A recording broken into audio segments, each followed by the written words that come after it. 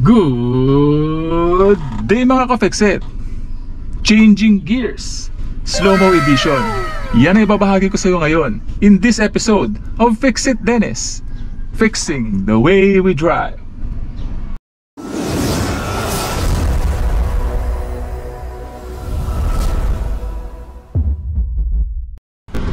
Okay mga ka-Fixit, samahan niyo ako through this driving scenario mga ka-Fixit, kung saan papakita ko sa inyo kung paano nga ba mag-change gear, yung tamang layout, yung tamang pagkakasunod-sunod ng steps kapag tayo ay nagpapalit ng cambio. Marami po ako nare-receive na request para sa video na ito, kaya ito, simulan na natin to. Okay? So, brake pedal muna ako, arangkad tayo mula dito sa standstill. Ayan, disengage natin yung ating handbrake. Huwag mong kakalimutan na apakan nyo yung brake pedal every time na bago mo i-disengage yung handbrake, para siguradong hindi ka magro-roll down just in case na nasa uphill or downhill road ka nakaparada. Okay? Clutch all the way down. Engage natin yung ating first gear mga ka-Fixit. At syempre, check muna natin yung ating side mirror, rear view mirror. Kung may paparating sa likuran, huwag mong kalimutan mag-signal light. Okay? At dahil clear na, yan, bibitawan ko na aking brake pedal, magbibigay ako ng gas, 1000 RPM, clutch all the way, clutch to the biting point para umarangkada yung ating sasakyan. At tayo ay lalabas na safely sa kalsada na ito, dahan-dahan lamang. Ayan. At kapag ka 10 kilometers per hour and above na yung ating takbo, bibitawan ko na aking clutch all the way up, dahil hindi na tayo mamamatay ng makina at that point. Palagi ko po sinasabihan sa aking mga vlog para inyo pong matandaan. Okay mga ka-Fixit, so tayo ay magpapatakbo. Ayan, clutch all the way down, second gear. Ayan, signal lamang ako. At kapag clear na, ayan, proceed tayo. Ayan, nasa uphill na kalsada tayo ngayon mga ka-Fixit, ha. At medyo maraming humps dito, so hindi pa tayo makakapag-change gear ng sunod-sunod. Mamaya paglabas dito sa subdivision, ayan, first gear. Obserbahan mo muna yung ginagawa ko, maya-maya papakita ko sa iyo at i-explain ko sa iyo yung layout ng pagkakasunod-sunod ng mga steps na yan. Pinauna tayo ni e-bike, okay, thank you. Diretso tayo mga ka-Fixit. So tayo kakaliwa dito, kaya nag-signal na ako. Yan, naka second gear tayo ngayon, clutch all the way down, babalik ko ng first gear. Burn chip. Tayo ay kakanan dito mga ka-Fixit, ayan.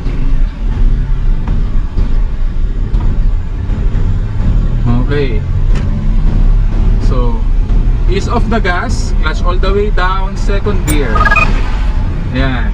Clutch to the biting point, magbibigay ako ng gas. At papakawalan ko na yung aking clutch mula sa clutch biting point dahil nagampanan niya yung kanyang trabaho na i-rev match yung ating engine at takbo ng ating sasakyan. So clutch all the way down, second gear. Ayan. So medyo babagalan ko lang yung pagsasalita para ma-layout ko sa iyo ng tama yung pagkakasunod-sunod. Okay?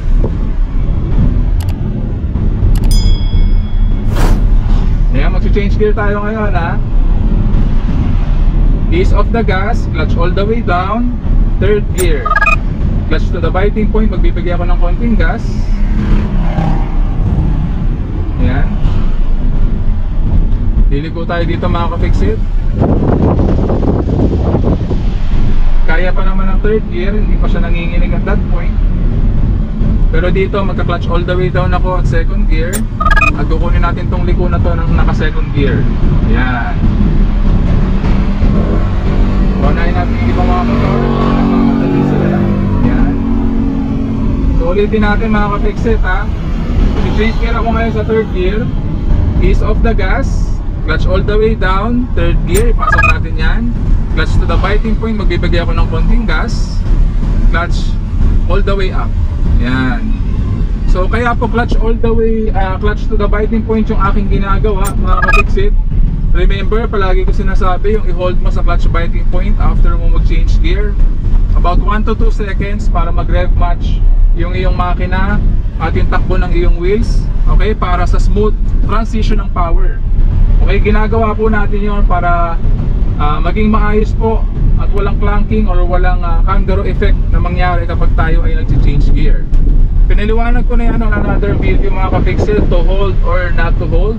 At kung di ko pa napanood yung video na yun, maglalagay ako ng link ng video na yun sa upper right portion ng video na to, sa description below para mapanood mo. Okay mga kapixel. Ayan. So ulitin natin yan, medyo bilis-bilisan natin ng konti.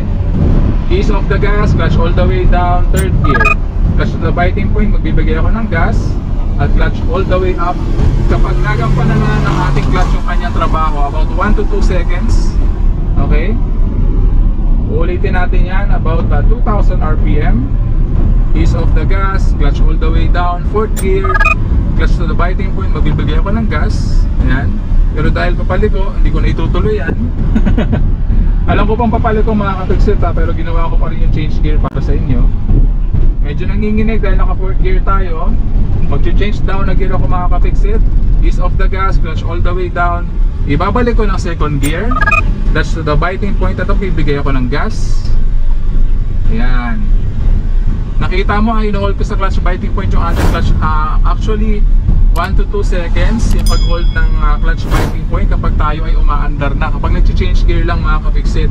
Pero from standstill, kapag tayo ay nagpaparangkada from standstill, about 3 to 5 seconds yung pag-hold nyan para umabot tayo sa 10 kilometers per hour and above, at pwede na natin bitawan yung ating clutch all the way up.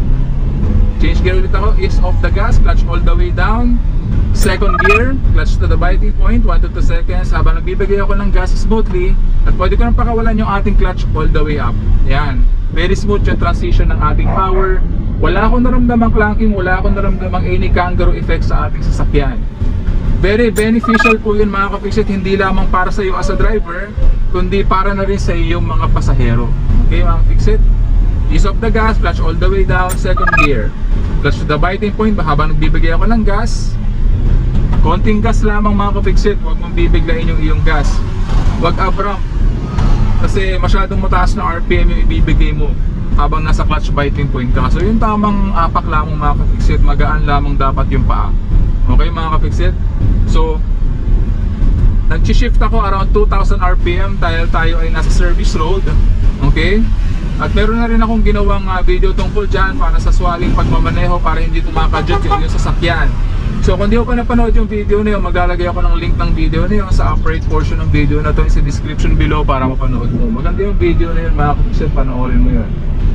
Yan. Marami na po tayong nagawang videos mga kapixel, no? Actually, what I'm trying to do right now, kapag merong mga nare-receive ako mga requests or mga tanong sa mga kapixel natin dyan, kung medyo marami-rami na yung tanong na yun, nagtatanong ng particular topic na yun, gagawan ko po ng video yan. Hindi naman po lahat ng tanong kaya kong gawan ng video, no? Pero kung kaya natin gawan lahat, gagawan po natin yan mga kapixel. Okay? So yan, kapag nagsi-change gear kayo, sundin nyo lamang yung tamang pagkakasunod-sunod ng layout na yun. Syempre sa umpisa medyo iisipin mo pa yan, pero as you're performing it every time at palagi mo yung ginagawa na pa-practice mo, magiging automatic reflex action yan at muscle movement ng iyong katawan. Okay mga kapixel? So susunod, hindi mo na kailangan isipin yung pagkakasunod-sunod ng layout ng pag-change gear. Okay mga kapixel? So yung ginawa ko nga palang pagkakasunod-sunod na yun, applicable po yun on both upshift and downshift mga kapixel. So wala na kayong dapat isipin pa doon sa portion na yun mga kapixel. Okay? So with all of that being said, palaging tatandaan na walang sino man ang pinanganak na magaling. Kailangan natin na sapat na panahon at pagsasanay upang maging magaling tayo sa anumang bagay. And that concludes our episode for the day. I do hope na sana may natutunan ka sa video episode natin ngayong araw. So kung di ka pa subscriber ng channel ko, please consider subscribing. Please like, leave a comment, and share my videos para makatulong din po sa iba. Once again, I'm Dennis of Fix It Dennis. Fixing the way we drive. See you again on our next episode ng Fix It Dennis. Bye-bye!